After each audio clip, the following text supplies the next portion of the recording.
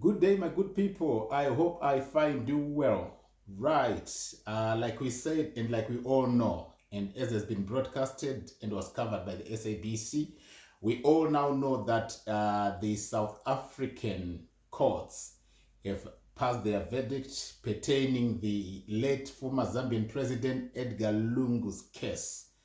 The state has won over, but a twist has taken over.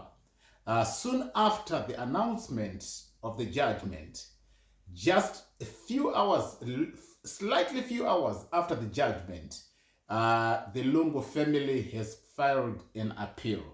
And I want people to understand this. After filing the appeal, what could be cited as the major reasons for that? Very simple. I'm going to explain through that. But before they came to the courts, it is well known that the representing solicitors knew that their chances of winning the case were slim, if not close to zero. Like I predicted 2-3 days ago, when the case was still ongoing, that the state is in the lead with almost 90% chances of winning the case. That's exactly what happened. Now I want us to look closely into what's happening here. The South African court has held so tight to its integrity and delivered a verdict that almost every solicitor, especially after hearing the presentations, would have assumed this is the correct judgment that was supposed to be passed. What made it very interesting, the matter had become an issue of public interest. So because of that, it was now very difficult for anything to be played about. That's why I said the South African court maintained their integrity in those things. So things like the legal matters, things like the legal clarity, things like the constitutional integrity, as well as the symbolic position of the state were all taken into consideration, and the perfect ruling, what I call the perfect ruling, was delivered. The verdict was fair. The rights of the family were also considered, and everything was carefully taken into consideration before the verdict was read to everyone. Now we have a very, very challenging situation because of the appeal that has been filed in. The Lungu lawyers, they approached the case from an emotional point of view instead of a serious legal position. They actually knew, if I want to assume, to be honest, they knew that they were not going to win this case technically. But what they are there for is just to make sure that they are putting a delay to everything. They have known that today that they have been defeated in court by the state representing solicitors, whose facts were well laid, whose documentary evidence was also well presented. So why would they appeal in a matter where I say they still stand little chances of winning the appeal? These are the main reasons. Reason number one, you know that there's always been daggers out between the late Edgar Lungu and the sitting president Hakainde Hichilema. And there's crimes that have been committed when the sitting president, when the late president was still in office, and they are now going to have to be called to account for it. But you cannot make a late person account for that. The one person that remains and remain very strong to be arrested is the widow of the late former president of Zambia, Esther Lungu. It becomes very interesting when we start to look at things like, let's assume that now the body has been expatriated to Zambia and a state funeral is to be conducted.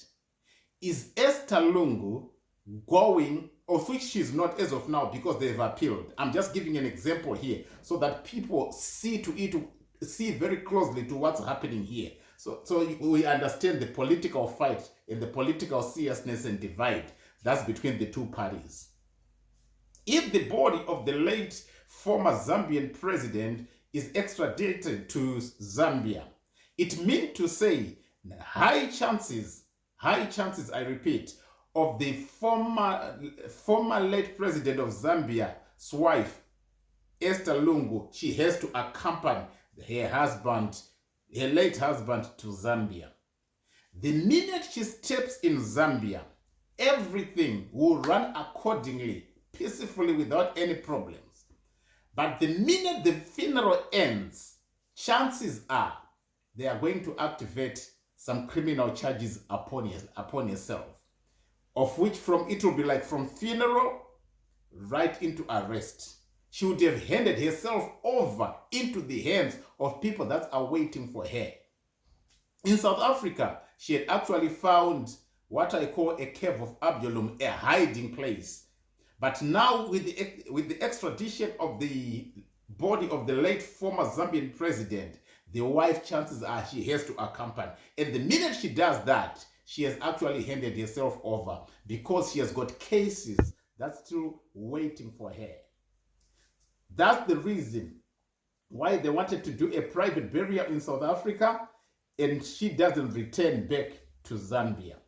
Secondly, there's also been animosity between our sitting president, who's my president, Emmerson Dambudzo Mnangagwa, and the sitting president of Zambia, Hakainde Hichilema. Remember, during the SADC hearings, there was a time again when Zambian President Hakainde Hichilema was meant to come to Zimbabwe. He did not come. Instead, he sent a representative. It didn't hide nothing, but showed us that the animosity and the tension is just too serious to be turned a blind eye on. If Edgar Lungu's body is vying from South Africa to Zambia and a state funeral is to be conducted, what are the chances of the Zimbabwean president to attend such? I see them being very, very, very slim. Why do I say that? I would want to think he will also act the same by sending a representative on his behalf. But don't forget, the late Edgar Lungu and the sitting president of Zimbabwe were very close. PF and ZANU-PF have always been known to be working very close to each other. Would it not be considered a selfish idea to say one person who used to be one close to be like a best friend, now he's passed on and he don't attend the funeral? Or would the sitting president of Zimbabwe risk himself and go to Zambia, where he knows that he stands very high chances of being embarrassed by the Zambian president? Because once you are there, you don't know. He might not hold back, and any statement passed can denigrate another man. And will the Zimbabwean president, if it does happen, will he attend the funeral, or will he dump his friend at such a dear moment where he's needed the most, paying the last respects? All these are things that needs to be considered way before this, way before whatever we're talking about pertaining the burial of the late former Zambian president Edgar Lungu. So now here is the delay. Why would the delay happen now? Why have they filed an appeal where they know definitely that there are chances of winning again? Weighing from the presentations weighing from the presentation that they made, the judgment that had been announced and declared, and also remember, it was an anonymous decision. All three judges, they reached the same verdict. So it was easy. Unless it was a 2-1, then we would say there's still some chances. Maybe one might jump boat, or one might flip over and then turn the decision again. But this was an anonymous decision, meaning to say 3-0 to the scoreline.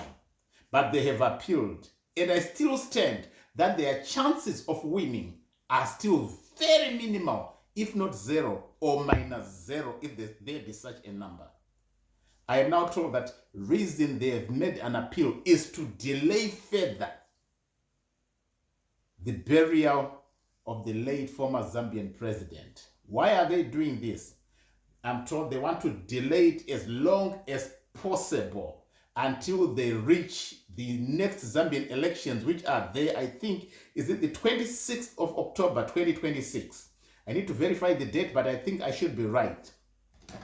They want to delay until the elections of 2026, where they believe they stand good chances of competing. The 13th of August, on Thursday, the next Zambian elections are going to be there on Thursday, the 13th of August, 2026. So they want to push and delay the court case until the time of the elections. Soon after the elections, they are believing they stand very high chances of winning because they want to use this case to make sure that people turn against the sitting president, Hakainde Hichilema. You know, obvious when there's such a delay and the state continues to fight, people will start to see things differently. Others will start to consider that Hakainde Hichilema is a very hard-hearted man. Why couldn't he just give up? What will change if he's buried privately? What will change if the state doesn't step in? You know, it's no longer now a case of a person's burial here, but it is now a political power struggle that's now in action. This is not needing anybody else outside. It's now needing just the people who lead the political parties. So the Hakainde Hichilema party versus the PF, they are up for it, trying to delay this as much as possible. So the fight is on. But for peace purposes, on a normal day, I would have said, kindly just allow the dead to be laid to rest peacefully.